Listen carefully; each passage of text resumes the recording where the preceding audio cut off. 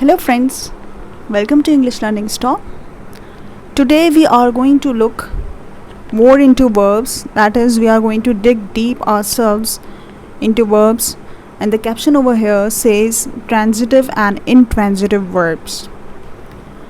The definition of transitive verbs states verb that denotes an action which passes over from the doer to an object. I've mentioned an example over here, that is she explained to her students.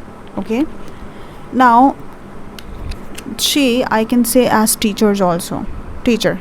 Okay, I can say teacher explained to her students, right? So teacher over here is a subject, whereas explained over here is a verb, main verb. To her students, that is an object. Now see, if I had written the teacher explained, so that means the object was not present over there, but the object right now is present. She explained maybe the lectures to her students. Okay, so the object is present over here, the teacher explained to her students. Or for example, let's see,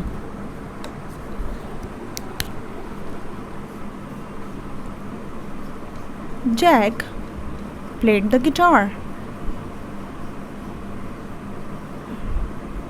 or Jack played piano, right? So over here, as you can see, there is a subject or the doer present over here. The doer or the subject is present. Played over here is your main verb, and piano, as you can see, is the object. So this doer is passing some action on the object, that is this doer is playing the piano, right?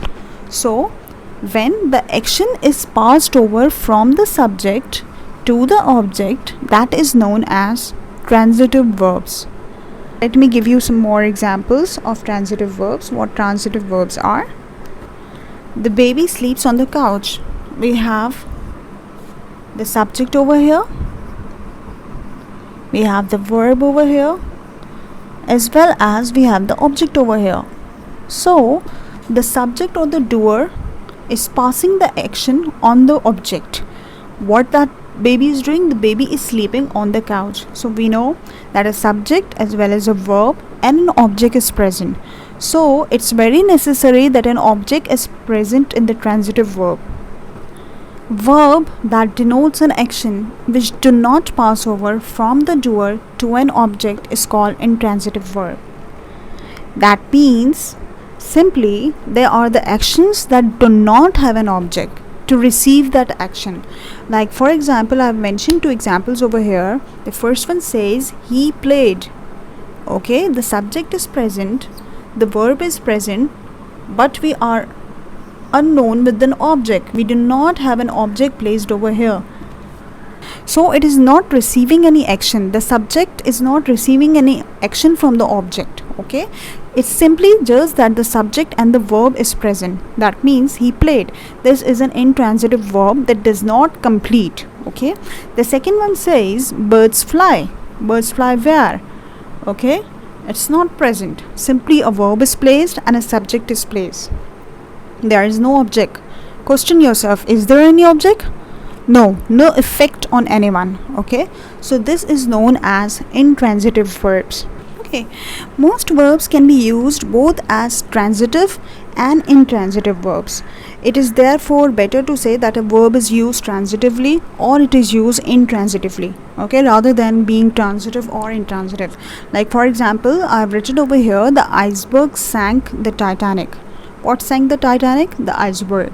Now to use it as intransitively, I'll say Titanic sank rapidly. Okay, then we have the horse kicked the man. It is used transitively, and when we are using it intransitively, we say the horse never kicks. Okay, it's just the opposite, intransitive. And or for example, I can say the driver stopped the train. Okay, the driver stopped the train.